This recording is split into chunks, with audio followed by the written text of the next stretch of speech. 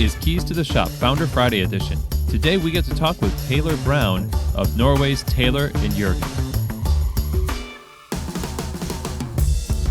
Well, hello everybody, and welcome to another episode of Keys to the Shop, where we give you insights, inspiration, and the tools you need to grow as a coffee service professional. My name is Chris Capirio. I'm your host for the show, and man, this episode today is going to be a good one. I really enjoyed this conversation with the one and only Talor Browne of Talor and Jorgen in Oslo, Norway. But before we get started here, I do want to thank our sponsors here at Keys to the Shop. And one of our great sponsors, of course, is Prima Coffee. Prima Coffee is a specialty coffee equipment supplier, and they're based out of Louisville, Kentucky. From the beginning of their company, their mission has been to provide the best coffee brewing equipment available to the general public, and their focus is on curating the best equipment for every need. That goes from espresso machines, under-counter fridges, grinders, pretty much anything you can think of. And they put a big emphasis on having the expertise to help their customers get the right gear to fit every situation. Now, if you're a shop owner or you work in a shop where you know that you're going to be in need of some more upgrades to your equipment, or you're looking to start off with the right equipment for your new store, these are the people to talk to. So you just go to prima-coffee.com, reach out to them via their website, peruse the website, see what they have to offer. It's pretty impressive. There's a lot of resources, a lot of information, and they just do a really fantastic job. So I highly recommend them. Go to prima-coffee.com and check them out. Thank you, Prima, for your support of Keys to the Shop. Now, also a big thank you to Pacific Foods, who are the people behind the Pacific Barista Series line of non-dairy performance beverages. These are designed specifically for the professional barista and the high standards for excellence that they have.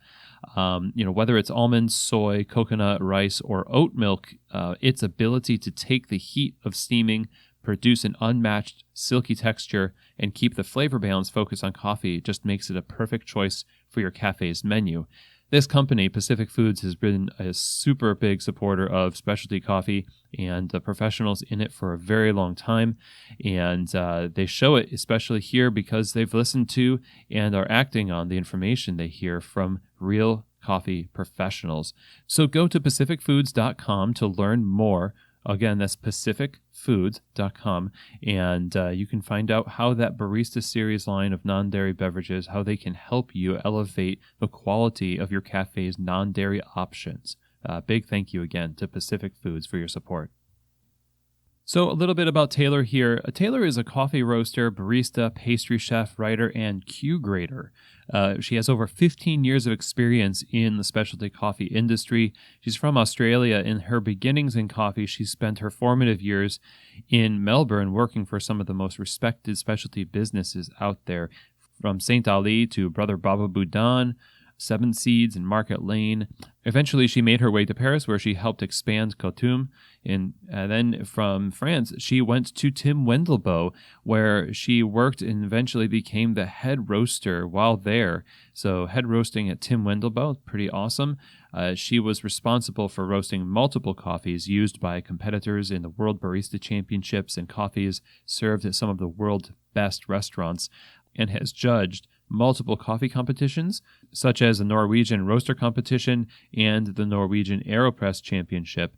Talor is also an accomplished public speaker. She's taken the stage in Belgium with Tamper Tantrum and Rico in Dublin, also Women Barista Connect, the International Coffee Organization in London, and the inaugural Roasters Guild of Europe camp in Estonia. So she brings multiple continents worth of experience to the table, and just worked so hard in her career to carve out this amazing depth of skill and experience, and it's all on display. You can see this in what they do at Talor and Jorgen. It's super fun, super accessible, but high quality. They're doing things their way, and that really comes out in this interview. And we look at the backstory and the values that they have at that company, and kind of the why behind that value system that they have, and some of the lessons that she has learned along the path of becoming an owner of a cafe, the partnership that she has with Jorgen and how that works so well, the different strengths that they each have. There's so much that we discuss in this episode. So I really am looking forward to you hearing this. So without further ado from me, let's just take you right to my interview with Talor Browne of Talor and Jorgen. Well, hi, Talor. Welcome to Keys to the Shop. Happy to have you on the show. It's very nice to be here. Thanks for having me. Yeah, this is really a treat because I have been watching the progress of your store come together over YouTube and Instagram. In fact, I think I kind of live vicariously through your Instagram feed, if I could confess that. It's just That's so nice. An amazing looking place. You know, Oslo is such a small place that sometimes you can kind of lose sight that you have like a bit of a global audience. So to know that somebody in America is looking at what we're doing and is getting excited about it, it just makes me really, really happy. Oh, man.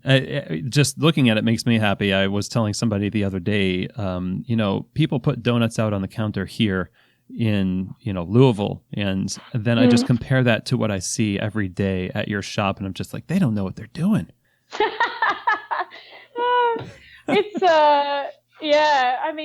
It's just really surreal. Someone the other day, there was actually a Swedish barista that came through and wrote about us on a blog and said something I think is just like, I've never been happier reading what he wrote. He just said that our place is just happiness incarnate. Like walking into it just makes you feel so joyful walking inside.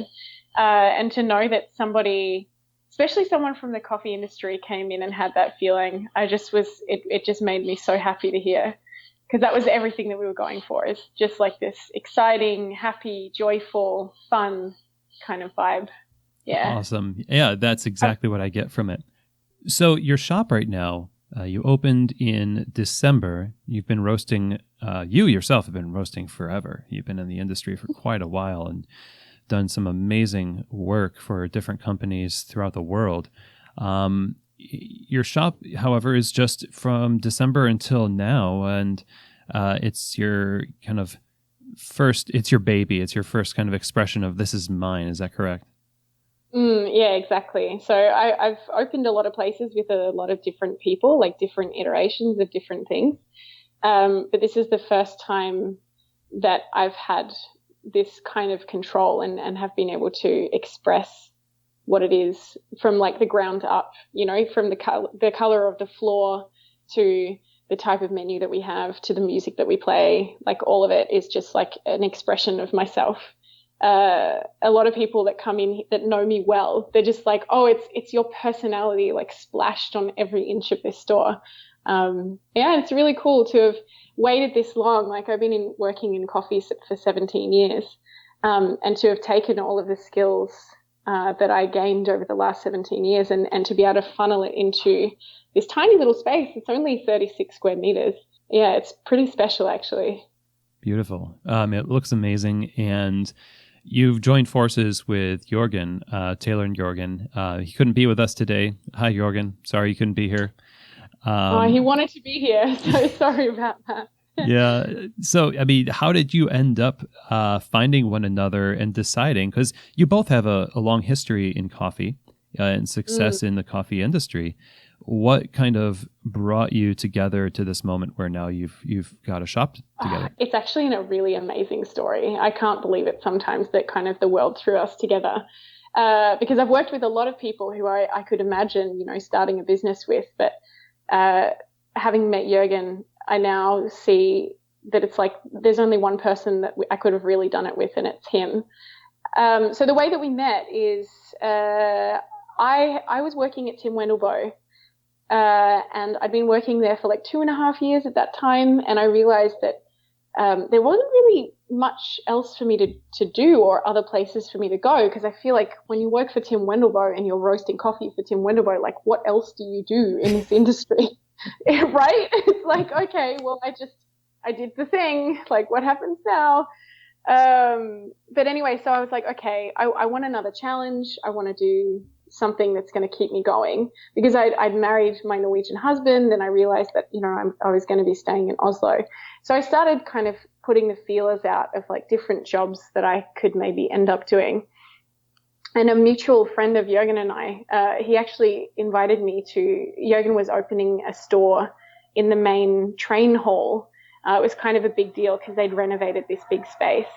So a mutual friend invited me to the opening of this cafe one night, and I was really tired and I didn't want to go, but he managed to drag me along. And I met Jorgen there, and we had a cupping, and he seemed nice enough. And a little while later, this mutual friend of ours said, have you ever considered you could maybe go to the place that Jorgen is working and pitch the idea for a coffee roastery to that company, because they had many, many stores and they were kind of a franchise and they could definitely sustain their own roastery. So I approached that company and I said to them, looking at the numbers of the wholesale that they were buying, it's possible that you could sustain your own roastery. And they came back to me and they said, well, that sounds like a really great idea, but we want to see the numbers first. And they said, here's Jorgen, he's our manager. You can work together to do some budgets and see if the idea is profitable and if it will work. So Jorgen and I spent a whole bunch of time together putting together these budgets. And over these conversations, we started to realize that it was like, oh, wow, our morals and our philosophy about what we want coffee to be completely align with one another. And we're like, hang on, I think if we found a way to make the money work, I think we could do something really amazing together, even without this larger company attached to the concept. And so it was really funny. We pitched the budget and we pitched the roastery concept to the people that he was working for. And in the same day, I also had another meeting with another set of investors who had approached us and said, we heard that you were working on this idea and we're really excited about it. And it was funny, Jorgen's employers, they weren't super keen on the idea, but our investors were super keen. So on the same day, we had like two very different meetings.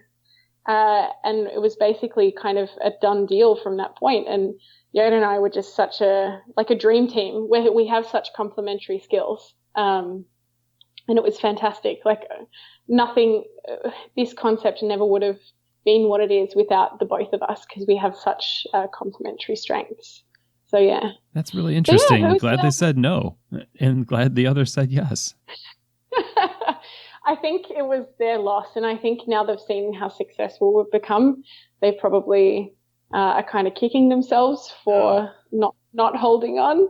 But Jorgen and I are really happy and really happy that our investors trust us so much and trust our vision and what it is that we want to create, because we've had like ultimate freedom.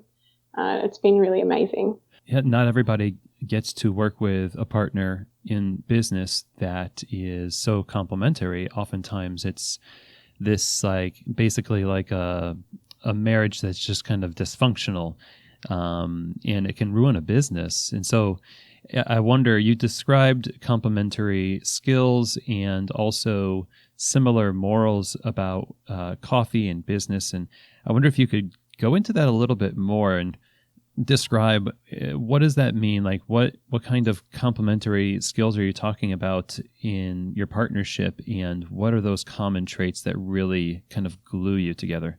I think one of the most important things is that Jorgen and I are very, very different people. He's incredibly rational, and he's almost too rational sometimes, whereas I'm much more emotional and kind of driven by my feelings. So he's able to step back and be objective and look at things from different perspectives, whereas I'm really in it and I'm really in everything all the time. So he definitely has a patience with me and regarding that I admire so much. But yeah, his rationality and his ability to be calm is like indispensable. He's just very, very smart, and his belief in what other people can do is really beautiful, especially now seeing it with, our team, and how hard he works to make sure that everyone is having just an amazing time, and, you know, getting the best out of their work days, and, you know, encouraging and growing, you know, their interests and skills. It's just really amazing to see him work. He's also really practically, he's been so on top of our finances, and he's taken care of all of that. I'm kind of useless with that kind of thing. So having someone, he doesn't love it, but he was absolutely willing to kind of take on that responsibility. And it's been super indispensable. Yeah.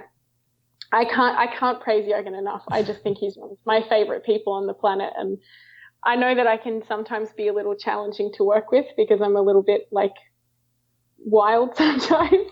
But yeah, his patience is worth its weight in gold. He is a teacher as well by trade. Yeah, he actually has a full degree in music. He had a whole different life before coffee. And that's the thing. It's funny. He's been so successful at this because coffee isn't even his thing. He's so much better at music than he is at coffee, and he's amazing at coffee. Oh, wow. So yeah, I know. He's just one of those people that, like, literally anything that he does it so well. He's just one of those incredible people. I mean, and, you know, watching how he's been able to create the YouTube channel and his skills with editing as well. It's just like, it blows my mind, everything that he's capable of, actually. What are those commonalities that you have in terms of the business? It may be a good time for me to ask you, like, what is it that Talor and Jorgen, what is it? Like, what is the mission, and what are those common sort of goals and morals about business that drive the both of you in this venture? Well, I mean, the main place that we came from in the beginning was that we saw how pretentious coffee can be. No. And we saw how alienating it was for the general population. And I hated it because, you know, I wanted to nurture people when they came in the front door of Tim Wendelbo. You know, I wanted them to know that they were going to feel safe and that I was going to make something delicious for them. But unfortunately, the structure that specialty coffee has built and the reputation that it's built for itself, people have these, you know, beliefs and misconceptions about how their experience is going to go, especially in a place like that. And so my ideal was to build a place that kind of stripped away all of that, you know, retained all of the quality and retained all of the professionalism and the skill. But we wanted to set about like making a product and making a space that made people feel good. And the kind of ultimately what it's boiled down to is that it's for our customers and it's for our team as well. You know, we want them to feel nurtured and safe and feel good at work, and we want them to feel like we're investing in their future. And it's the same for our customers too. Like, I want someone to walk in our door and I want them to not know what to expect, but to walk out smiling. And that have been from, you know, we really dig deep into what it is that they need and want, and being able to give that. When it comes down to the product itself, we have this plan. We're in the beginning stages of the plan, but the idea is that people have preferences because, you know, coffee is like that. There's no good or bad. It's just like, this is the thing that I like. And what I want to be able to do as a green buyer and a coffee roaster and a person that owns a coffee shop that serves coffee to customers is that I want to be able to buy all different types of qualities of coffee, and I want to connect those high and low qualities of coffee with the consumer that prefers to drink them. So regardless of what a coffee producer is able to produce, you know, perhaps they don't have the financial resources to have the infrastructure to be able to grow coffee of a certain quality. But I know that there is somebody out there that wants to drink it regardless. And so that's what I want to be able to facilitate as a professional, is just to be able to connect these people together and just make people happy. Yeah. That's a beautiful thing. Is that where the descriptions of the coffees come from on your website? Because I noticed, you look for coffees on your website, the first thing you see are flavors and then the coffee that matches those flavors in small print underneath these colorful banners. Is that sort of the thinking going on behind there? Absolutely. So I think that the coffee industry has done things a certain way because we're really in the early stages of what this industry is and can be. And rather than people kind of taking a risk and doing something new, it's kind of safe to continue with the status quo of what's already been done. But what I tried to communicate with the packaging is that when a customer or an average layperson, not a coffee enthusiast, comes into your coffee shop, what is the most important thing to them about that coffee? It's not about where it comes from. It's not about the producer who produces it. It's how it's going to taste for them. And it's being able to use that packaging and that product to be able to communicate all of that without actually having to use words, so they can feel confident making decisions on their own. And then also, being able to choose newer coffees in the future. That's why we use the 2 tastes, and it's why we use the colors and the labels, so that they can use visual clues to feel confident making decisions when it comes to choosing a coffee. And it's been really, really, really helpful, and people have been enjoying it a lot. Oh yeah, it's amazing. Yeah. I show it off to people like every other week. The takeaway boxes for coffee and the packaging for your beans. It's just amazing, and to me it communicates like what you're saying before. This fun element. Fun in and of itself is ultimately disarming. And if you're going for this kind of welcoming environment where people don't feel like there's a lot of pretension, fun just seems like the perfect vehicle to deliver that.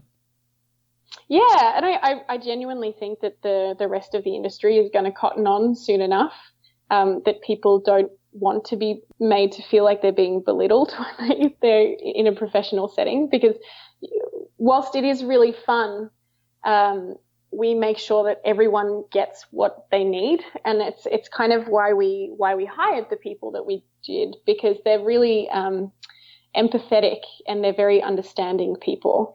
So you can kind of understand what it is a person needs without any kind of verbal clues. So we're able to dig into coffee nerding with the most intense coffee geek, but we're also able to find a drink or find the right coffee for someone who knows nothing about anything and kind of meet them on their level too. That's why all the information is on the coffees if you are interested in it, but it's just not necessarily the focal point or the way that you can differentiate each coffee from one another. Was there a time in your life in coffee where you could have been that person to overwhelm the customer with your knowledge, maybe because you had just started learning about all of the processing? It was so amazing to you, you wanted everybody to know it. Was there a time where you were that barista? 100%. I mean, Matt was talking about that whole Diane Kruger. No, what's not Diane? Isn't that an actress? Dunning-Kruger. That's it. The Dunning-Kruger effect. I mean, I think we've all been kind of prone to doing that at some point in our career, and I was definitely that person. But I think the difference between me and someone else is maybe I'm not trying to tell people, I've never been trying to tell people what to drink, but I've definitely always been enthusiastic about what it is that I like. And I think that sometimes that enthusiasm can be really infectious. And there's definitely been a lot of people who have been my customers that have then gone on to be coffee professionals because of like the enthusiasm that I display when I'm talking about the things that I care about. But definitely there's been times in my past where I've been like, no, you shouldn't have sugar in your coffee. But if that's the way you like it, that's the way I want to make it. Because that's the most important thing, that you walk away feeling satisfied and happy and not judged for the things that you like to drink. Absolutely, 100%. And it just seems like if anybody is going to be able to just blow the lid off of coffee for a customer, it's somebody with your experience. You're a Q grader, you've worked at some of the best bars and roasteries in the world, and yet you have this shop where you are just welcoming people and fitting them with a coffee they like, and you could just overwhelm them, but you don't, because it's just something you've seen over time doesn't work. Is that accurate? Yeah, absolutely. And it's less that I see that it doesn't work, because I think you can have quite a successful specialty coffee shop if you want to appeal to that niche crowd. There's enough of those enthusiasts in Oslo to support a business. But for me, if I want to have bigger impact, we needed to go bigger than that. And that's kind of where the donuts came into it. It was really funny. The people who kind of helped us invest in the business and kind of bring it to where it is and give us the retail space, were talking about how we were thinking about like food options for the shop, because in Oslo it's not very common to have delicious food alongside the coffee. It's usually just coffee, or it is maybe some pastries from outside that you bring in that you don't make yourself. It's in Melbourne, it's the exact opposite. If you don't have something delicious to eat with your coffee, your business will fail. So when I moved here, I was like, oh, wow, that's an untapped market, I feel. So we were talking about like the kinds of food that we want to have in the shop. And I was thinking about like, okay, if I want to have fun making them, and if I want to make something delicious, which is handmade, which, can be really seasonal and can be very unique and can be very fun and playful. I was like, well, I mean, donuts is literally the only thing. And Oslo didn't have any donuts at that point. And we were thinking about maybe croissants or something like that. And I was like, well, if I'm going to make croissants, I will literally only be making croissants, because it is so time consuming and laborious. I said, I can make the best croissants in Oslo, but it's just I will never be in the front of the shop ever. I will just be in the kitchen all the time. And so I said, I think that donuts would be a great idea. And they were saying, well, I don't know if that's going to work because Norwegians are so health conscious. But it's just been the perfect example of exactly what it is that we stand for. So it's fresh. It's so incredibly well made. It's beautiful, but it's also delicious. But it's also kind of silly because it's a donut. You can't really look at a donut and say, well, that's gourmet, So, it encapsulates everything that it is that we were trying to do. So like being really high quality, but you can never take it that seriously. So the combination of those two things together has just been so perfect for us and has been such a vehicle for success for us, because, we have 5-year-old kids and we have 85-year-old grandmas and we have everyone in between. And honestly, I don't know if there is a coffee shop in history that is serving specialty that is of as high quality as we do, that has that kind of breadth of customer. We have access to this market that specialty never really has had access to before. And it's kind of extraordinary. I sometimes have to pinch myself that this is real life. That's awesome. You have a baking past? Yeah, I interestingly enough, in 2010, I was kind of feeling a little bit burnt out with the coffee industry. I'd finished working at Seven Seeds and I was working at Market Lane, and I was like, okay, what's next? Melbourne was pretty small at that point. Like there was only a few shops that you could work at. And there was still a little bit of that feeling of like, if you work one place, you can't work elsewhere. And I was like, okay, well, I just want to explore my other passions. Mm-hmm. And so I started working in a kitchen in a suburb called Spotswood for Andrew Gale and Bobby Green. And that place became an institution for the quality of the food that they were doing. So much so that, I don't know if you know Holy Belly in Paris, if you've heard about this place before. Briefly, but I don't know very much about it. Yeah, so Nico and Sarah, they learned how to do what they do there. So Sarah was in the kitchen and I taught Nico how to make coffee.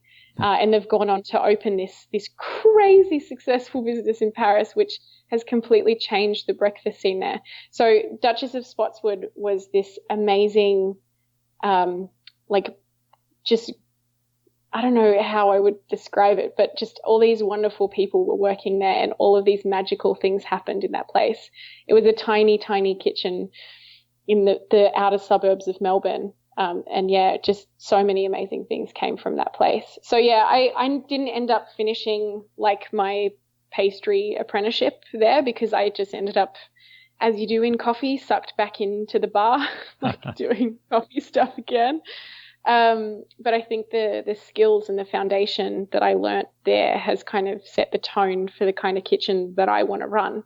So I went back to Melbourne in 2015 for a month, and I spent some time at All Day Donuts, working with Nikki Dempsey, who's really, really amazing. And she taught me a whole bunch of stuff and continues to be kind of a mentor for me. And yeah, she's incredible.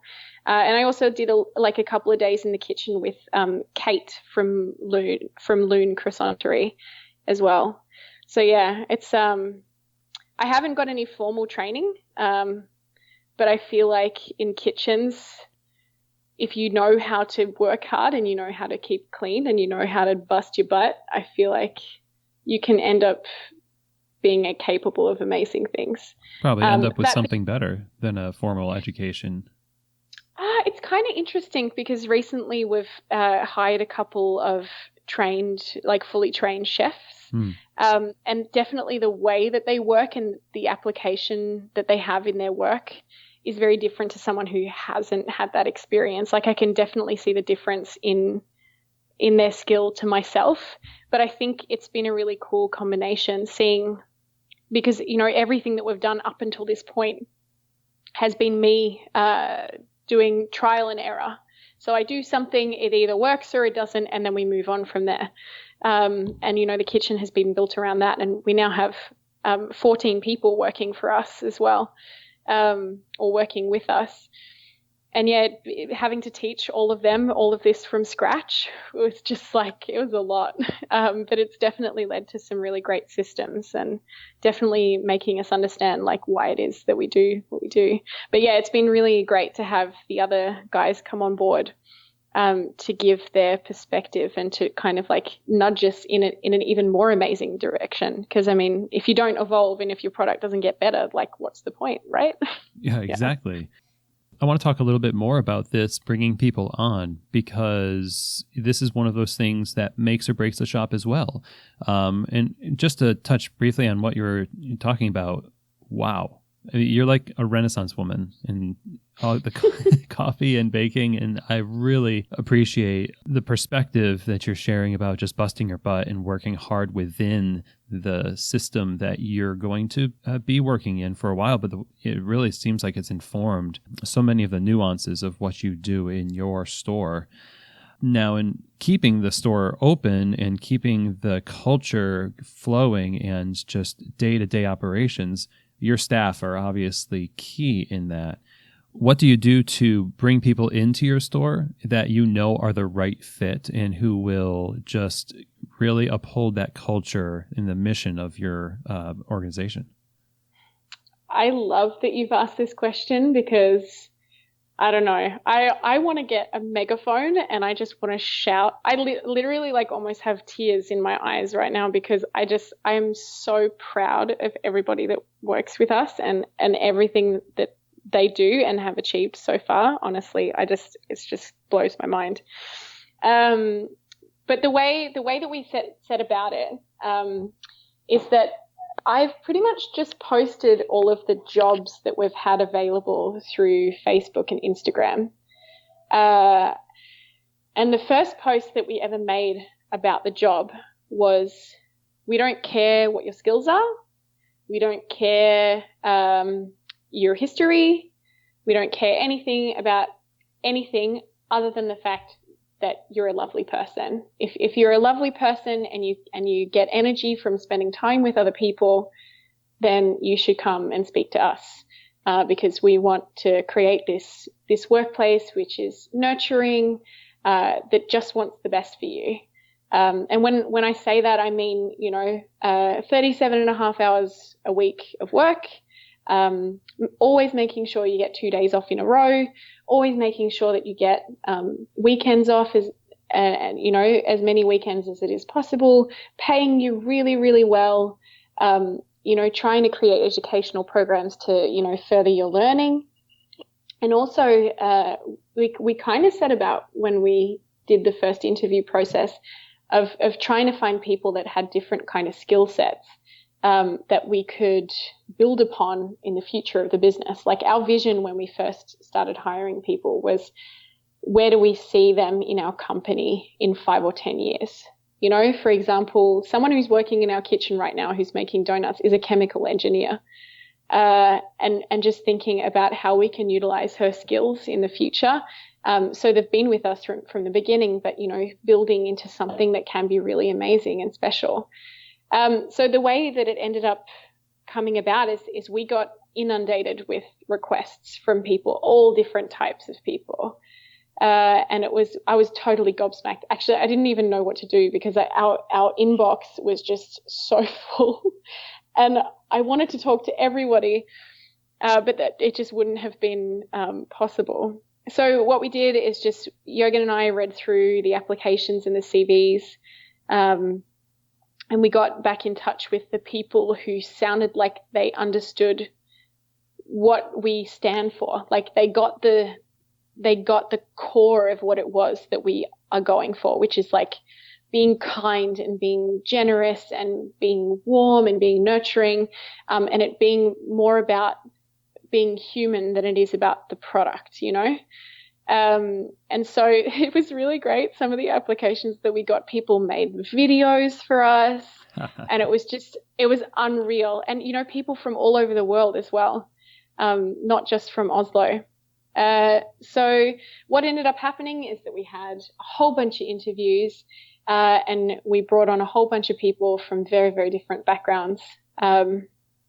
For me, it was really important to try and have as much diversity as we could in the business. We ended up actually having a lot more women than men on the team in the beginning, at least. Now it's 50-50. So, but, you know, all different types of backgrounds, all different types of capacities and capabilities. And, you know, we also made a point of it being like a pretty safe space, mental health wise, because that's something that's really important for me and that I've spoken a lot about in the past. Because I feel like the coffee industry kind of chews up and spits people back out, you know. And I just wanted this place to be different. So yeah, in the beginning, I mean, the onboarding process, we did coffee training with everybody, and there was, you know, all different ranges of skills, from people who had never touched an espresso machine before to people that had been in the industry for a while. There was only one person who joined our team who had kitchen experience, and everyone else has just learned from the ground up, which was definitely a challenge, but has been amazing to see what they're capable of now. And yeah, we actually just kind of said to everybody, look, it's probably going to be chaos, but you're just going to have to bear with us, because, you know, we're just going to do our best and build the systems from here. We just have to make it work together as a team. And honestly, the skills of everybody and how we've come together and just built this like really well-functioning space. You know, our goal is to delegate as much of the everything to everybody. It's not about us being people's bosses. It's about having like a flat hierarchy, and allowing people to do things that enable them to have great days at work. So it means, you know, there is someone who really excels at sending invoices. So, you know, she takes care of that. And then there's someone who really loves doing customer service over email. So, you know, she takes care of that. And there's someone who is, you know, just checking our inventory and making sure that everything is fully stocked and functioning. And, you know, we all work together as this kind of like cohesive unit to make this place kind of hum 7 days a week. And yeah, honestly, I'm just so proud. And now that we've got everybody on board and we have, you know, these 14 people that are working independently, it just means that we can kind of look towards the future and also allow us to make systems so that in the future when we do grow, it's going to be systematic and organic. And yeah, I hope I've answered the question. No, absolutely. I rambled a little bit. It's a complicated topic. We're dealing with people here, and obviously systems can easily become impersonal and do exactly the opposite of what you were hoping for. They can chew people up and spit them out, you know, and not regard their personhood. And so it's great to hear that the kind of approach you have to managing and leading people is one of facilitating their success and delegation. As things have gone forward, I imagine it has become easier because you described a lot of training and a lot of effort, and it seems like you've seen a lot of relief from that effort, or at least fruit coming back to you from investing up front. I think that I'm going to be the first one to say it. I think if Jorgen was here, he probably wouldn't say this, but I'm really happy to say it. Honestly, I'm one of those people who is just much more happy as a member of a well-functioning team. I don't really enjoy being in a position of authority over people. And I think that definitely in this first 6 months, there's definitely been things that I've failed at. Because I am so emotional, I do find it quite challenging to be able to, if something goes wrong, to set people in the right direction, because I'm very concerned about harming them by saying it the wrong way. And definitely Jorgen is much more adept at having the distance to be able to function well as a leader. And I think that he, as you were mentioning before about, finding people's strengths and delegating, he's so fantastic at that. He just excels at being able to get to the bottom of the crux of what it is that, makes a person tick, and being able to help them pursue that. And he's so great at that. It's definitely, nice. I think, it definitely is something that, I think I'm probably going to move away from, to be honest. Like human resources and managing other people's needs and emotions, I find it incredibly challenging, to be honest. And I think my staff have definitely copped a little bit of my ineptitude at that role, and they've been really, really patient with me, trying to work that out. And I'm definitely really appreciative that they've been so patient with me. I think I just completely missed the last part of your question. Sorry, could you take it one more time? Well, I think what you're saying is incredibly helpful for a lot of folks who are wanting to open a shop, or also currently running one, in that we focus on so much of delegation to other people and managing the staff one way or another. But managing oneself and being able to put yourself in a position of strength versus just spreading yourself too thin. A lot of owners do that. A lot of people put on a lot of hats that they might not be adept at. So it's awesome to hear you describe with the amount of clarity and self-knowledge that, this is something I'm going to move away from. And I think maybe you would agree that there may be a lot of people who need to have that moment in their own life, who are leading people who maybe they need to lead differently, or they need to have a different position in the company, and they're still the owner. So I'm super glad that you were talking about that. And my question was simply about the, whether it's become easier to see people sort of functioning as individuals, like all the work that you put in up front when you first hired them now, like this giant flywheel now has its own momentum. That seems to be what's happening, right? Well, in the beginning, we actually set about saying everybody would be trained in everything, so that they had really weeks that were interesting and varied, because I feel like in coffee you can just end up doing the same thing, and that repetitive nature of the job can sometimes weigh you down. But in reality, it didn't really work out like that, because, there were some people who actually don't want to work in the bar at all because they, struggle a little bit with, social anxiety. I do as well. I totally understand that. And so, for them to be away from customers and be working in the kitchen is like a perfect fit. And so there are people who have gravitated towards certain positions. And I think we definitely needed the first couple of months to kind of see how that was going to play out. And I'm really glad that we didn't try to push it too hard in the beginning, and we just kind of let the cards fall, and it's ended up great. But yeah, I mean, in the beginning, December, January, February, actual shifts of work, I did 300 hours each month. And that's not including like the time that I spent at home in the evening, replying to emails or blah, blah, blah. Like this was me in the kitchen rolling donuts or roasting coffee or, working in the bar or various other things. I knew that it would be challenging, but I wish that someone had told me, just how much it was going to take, because, the other thing that I really wanted to tell people on like today, if I had the opportunity to, was that I definitely pushed myself past the point that was healthy for me as well. I thought in my head, okay, if I don't give this everything right now, I'm going to regret it for the rest of my life, because, this is my one shot to do this amazing thing. But, there's definitely consequences about pushing yourself that hard. Like I've pushed myself into a pretty like unhealthy mental state, and that's not great because, I still need to be there for my team. It's not an opportunity to like just stop altogether and collect myself and start again. I wish that I had a little bit more like, foresight into not pushing myself as hard as I did in the beginning.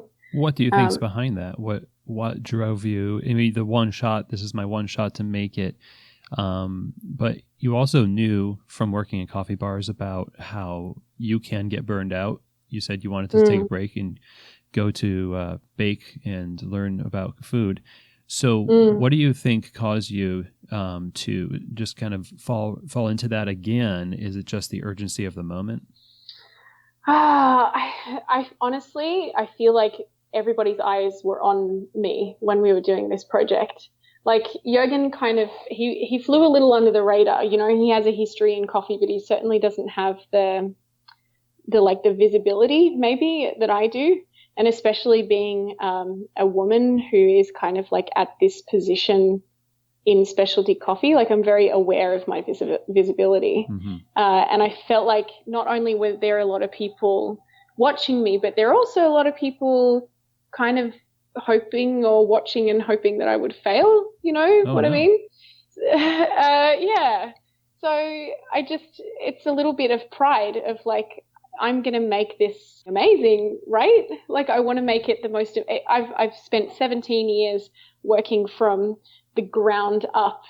And, I come from a pretty like lower middle class background, where I've worked for everything that I have and all of the knowledge that I had. I started in the industry at a point when there wasn't educational programs that you could do to progress. It was all just, you got to work for the right people and you've got to push to get the right skills. And I felt like, I don't know, if I didn't succeed in this venture, then I was concerned that it was potentially the end of my coffee career because I didn't really know where else to go from that. So there was, and I mean that pressure, it's probably manufactured in my head, but I'm just very, very aware that I was very visible, and I just wanted to show that it could be done,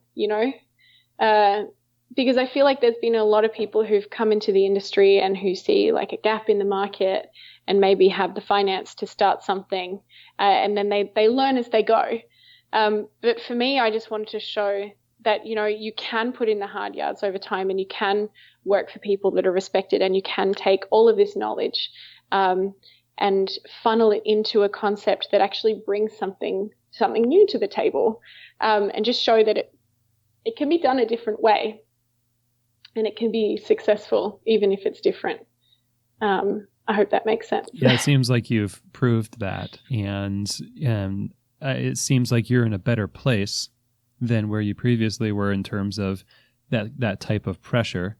Definitely now, instead of working 7 days a week, I just work a regular week. And I have opportunities to like spend time with my friends and my husband, which I hadn't for the last 5 or 6 months. So that's really, really nice. Yeah, that's always nice. I'm definitely getting a little bit more of like a better objective perspective now that I'm not inside of it every day. Because when you're in the thick of it, it can be really intense. So yeah. No doubt. You're so now what is it that you're the most proud of, the most excited about in your business, having come thus far, gone through some super busy times with staff, super busy times with, like last week for you was incredibly busy. This month was busy for you. And looking back now, reflecting on from opening to this point, what is it that you're the most satisfied with?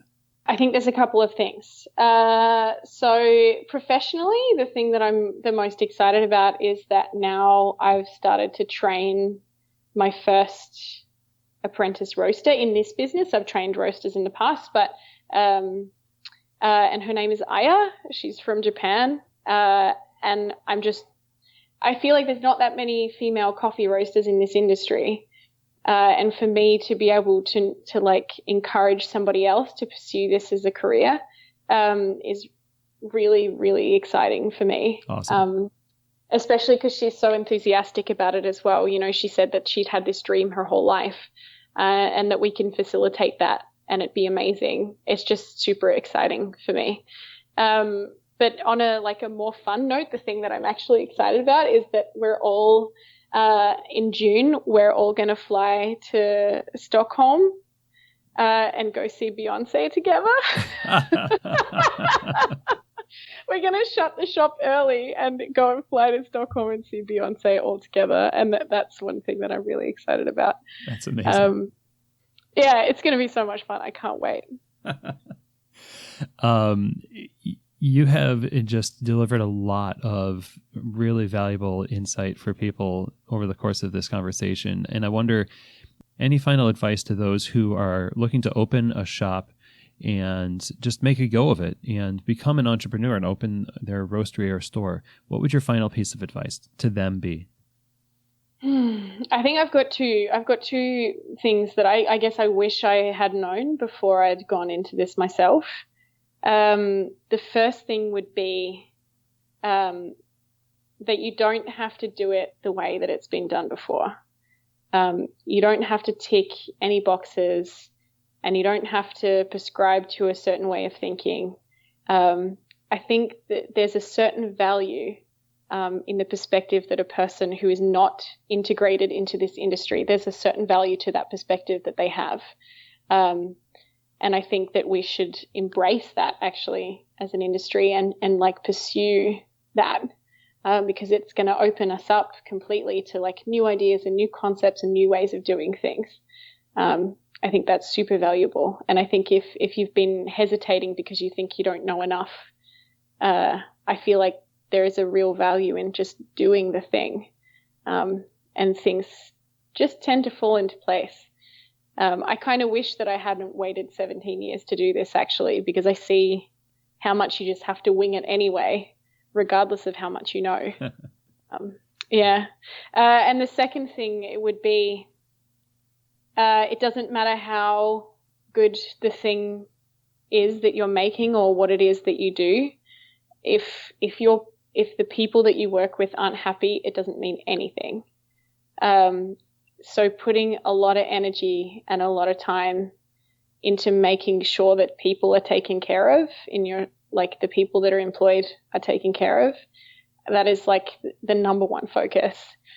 And I wish I'd known that more in the beginning too, because I thought that, if you have the framework there, then it'll take care of itself, but it's just so much more complex than that. And I should have known, but now I definitely know. So, yeah. Oh, those are powerful things for sure. Thank you so much for spending all this time with us and just telling us more about you and your story. And how can people just stay in touch with what you're doing out there in Oslo and order coffee, all that good stuff? Where can they keep in contact with you? So it's super easy. All of our handles are the same. So it's Talor Jorgen. Talor is without the Y, so Talor, and Jorgen is Jorgen. So Talor Jorgen on Instagram and all that stuff.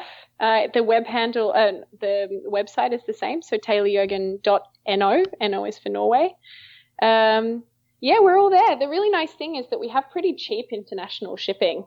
So it sometimes can be like 2 weeks, but it's pretty cheap for getting something from the other side of the planet. So that's nice.